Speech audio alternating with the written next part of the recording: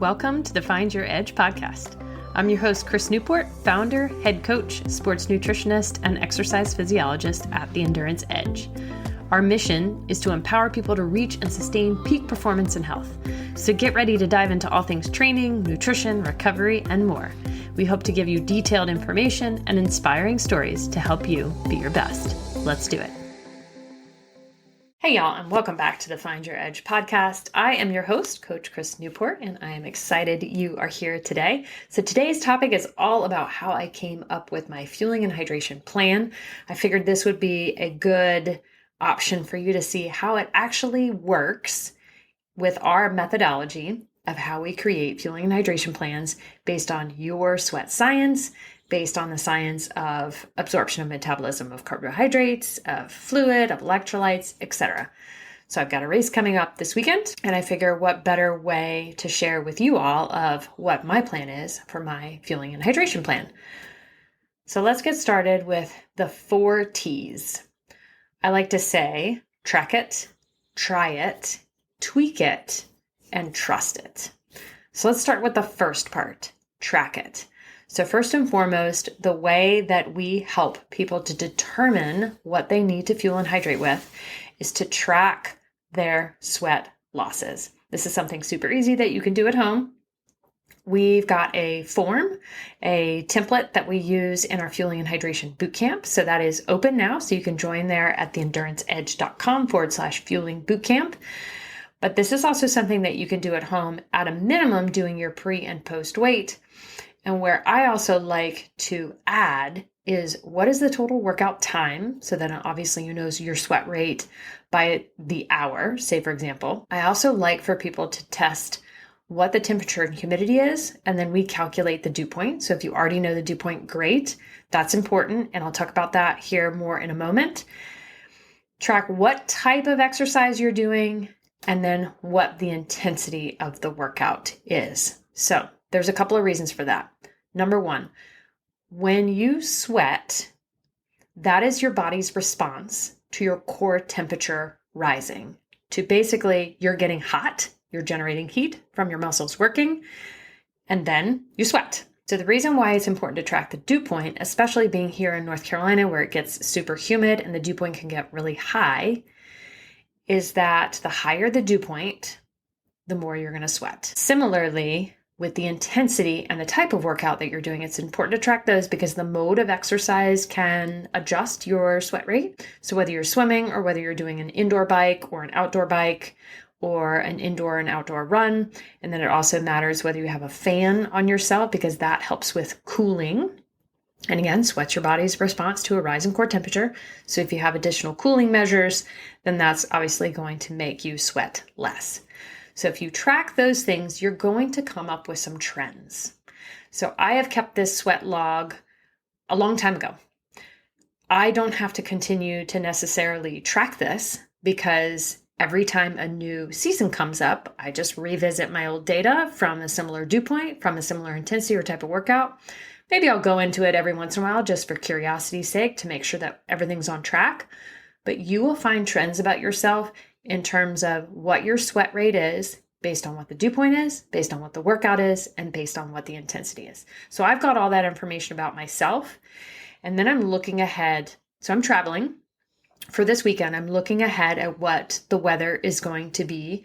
So I'll be in Alabama and it's going to be in the 80s and probably going to be relatively humid. So the dew point is probably going to be pretty high. So I'm looking at some of those numbers that are showing a higher dew point and using the numbers for my sweat rate losses. So that's why it's important to keep this sweat log so that you know what is actually happening in the real world. So I took that number for my sweat losses. Then I've already done sweat testing and I know what my electrolyte content is in my sweat. And I plug that into our hydration calculator based on how long I'm going to be doing my workout or my race. So in the situation of race day on Saturday, I'm anticipating that the event is probably going to take me somewhere around 4 hours. Now, I'm not going to put that whole 4 hours into the hydration calculator. I'm going to separate it out by sport. So most importantly, I'm going to use the bike because I'm going to be on the bike the longest. And then I can start getting into logistics. All right, so now I'm into the try it part. So now I've already tried this in training and kept my log. So I've tracked it. And now I've already started dialing in based on my sweat losses. What are the products that I'm going to start to try and then starting to tweak? So I don't have any affiliation with any products necessarily. That I'm product agnostic, let's call it that, because I want to make sure whatever it is that works for you or whatever it works for me, great. Then as long as you're going to be consistent with it and it matches your gut tolerance and it matches your preferences, fantastic. So what I have worked out for my hydration on the bike specifically is that I'm going over to my little calculator, so you might hear me clicking around here. So I've entered my training data. So I know what my body weight is. I know what my goal body weight loss is. I know what my sweat losses are based on the weather and the intensity. I know what the projected duration on the bike is. So I'm going to estimate somewhere between 2 and 2.5 hours on the bike. And then I also have my carb goal. And what that spits out is, what is my total hydration needed for the event? What is my hydration goal in terms of ounces per hour? What are the total carbs I need? And what are the total electrolytes I need? So if all I did was take that and just put it into something like an electrolyte fluid, then I would need per liter, per 33 ounces, I'm looking at my numbers right now, I'd need 396 ounces of sodium. So that has landed me on, and you might hear it moving around here. I use a product called Drip Drop. Again, works for me. Doesn't mean it's necessarily going to work for you, but it matches my sweat. And here's why. So per one stick, it's got 330 milligrams of sodium. And per liter, I need about 396. So this gets me close enough. I like it. I've tried it, and that's what I'm going to be leaning on. I've tried different flavors. That doesn't really necessarily matter to me. But I know that if I mix this in water, and then logistically, I'm going to have a pack on. So I'm going to put per liter, one of these. And then I'm also going to know, okay, how much am I actually going to be needing to put in my pack? And it's going to be about 1 liter based on my sweat rate. So I've got 1 liter plus 1 drip drop in my hydration pack. Now, where are the carbs coming from? Because that is absorbed a little bit differently. I like to add dextrose. So dextrose comes in a powder, and it's used oftentimes it's actually used in IVs, but can be used in various baking applications. It's something easily obtainable online. So I add additional dextrose. So I'm going to be adding, for my carb needs, I will be adding about, there are 2 tablespoons. I'm looking in my nutrition breakdown in the fueling calculator. I used 2 tablespoon servings of additional dextrose, because I'm not going to be eating any additional. I don't care for gels. It's not a consistency or a flavor that I particularly care for. Doesn't mean there's anything wrong with that product or those products at all. It's just not something I prefer. So I'm going to add dextrose and drip drop to my hydration pack. I will probably do that in about 1/2 liter, make sure that it mixes. This is getting more into like tweaking it and then working into the logistics. I will put it in the freezer in the hotel and then add additional water to it to match that liter, because I don't necessarily want the pack, I have made this mistake before, to be frozen. So once I get on the bike, some of it will melt, but it may not all completely melt. That has happened to me before. I have overfrozen my bottles and then literally cannot get any product out of it. So don't do that. Pro tip. So anyway, that's how I backed into my fueling and hydration plan. And then separately, doing a similar type of thing for the run, knowing that I'll be out there for about an hour or so.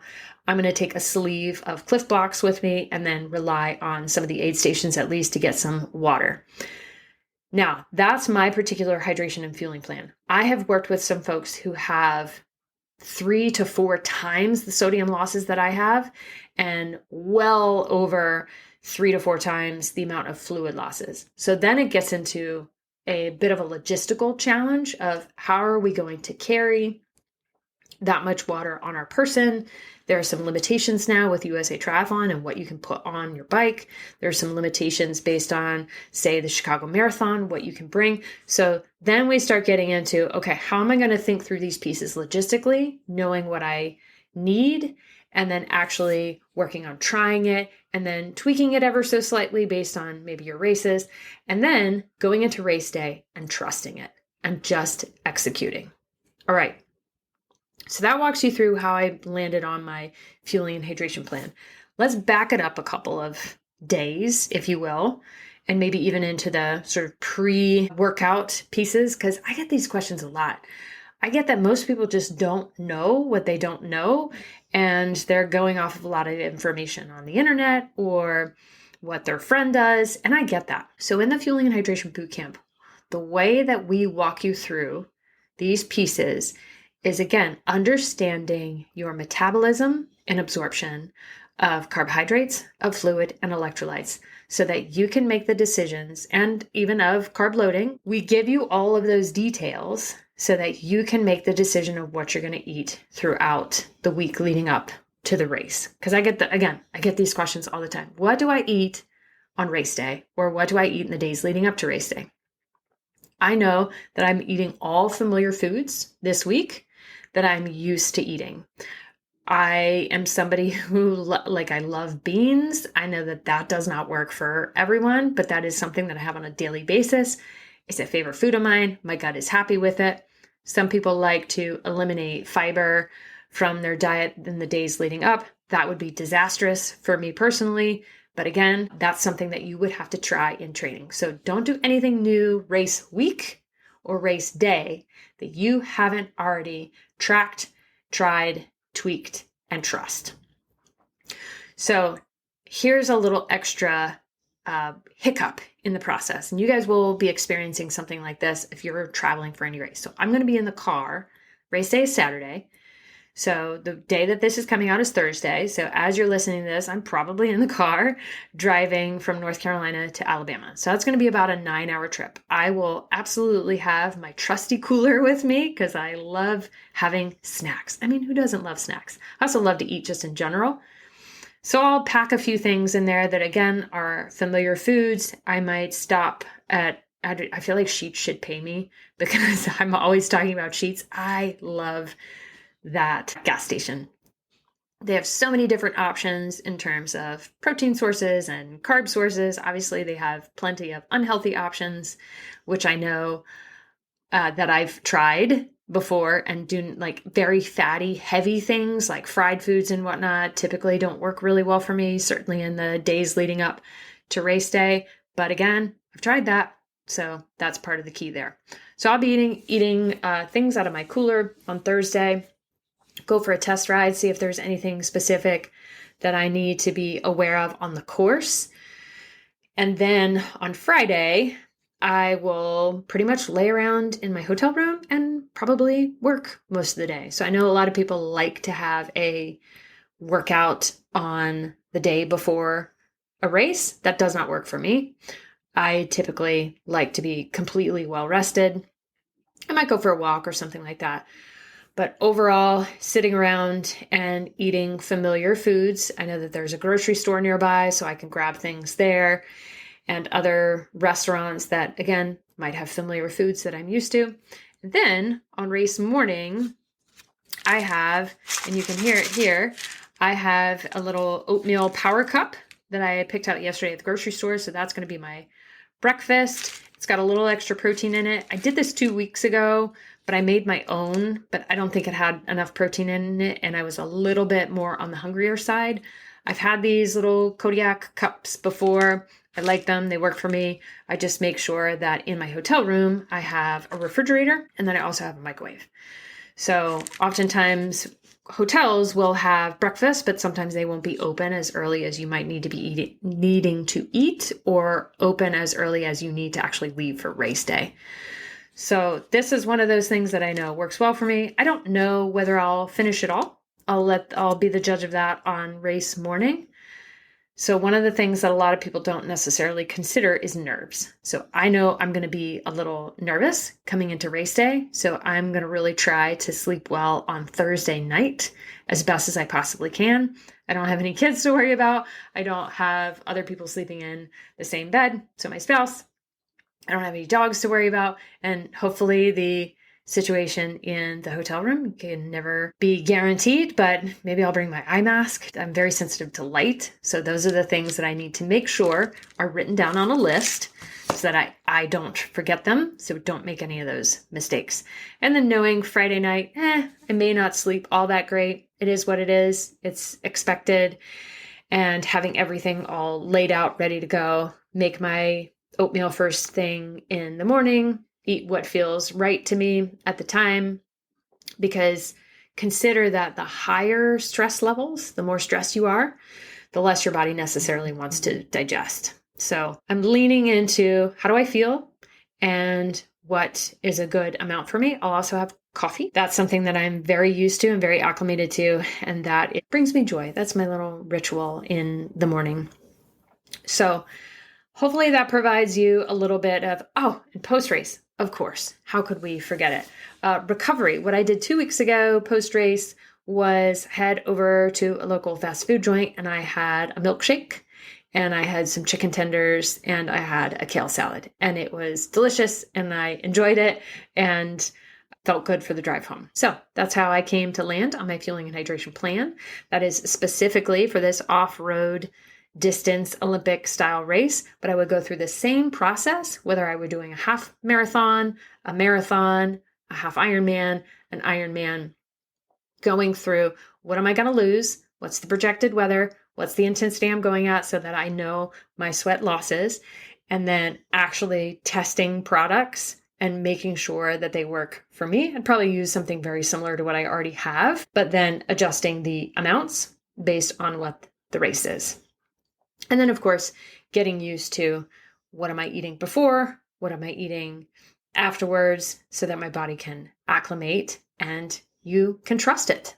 Just like I mentioned, track it, try it, tweak it, trust it.